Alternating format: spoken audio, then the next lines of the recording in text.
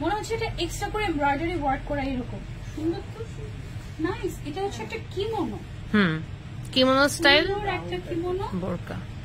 আবার হচ্ছে গিয়ে তুমি যদি মানে কেউ ওপেন করে শাগের মতো করেও পড়তে পারবে, লোয়ার পার্টটা কেউ কি সুন্দর লাগছে না, নিচের সাইডটা। এটার সাথে আবার কিন্তু আমাদের হিজাবও আছে, একটা পিন খুলে গেছে, কিছু পরে না।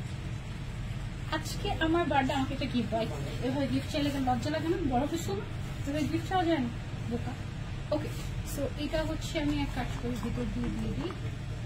হিসাবটা এত কমফোর্টেবল, একদম সফট শিফনের মধ্যে, খুবই সুন্দর একটা জিনিস। এই হচ্ছে গিয়ে আমাদের সেট। এটা কয় কালার আসছে?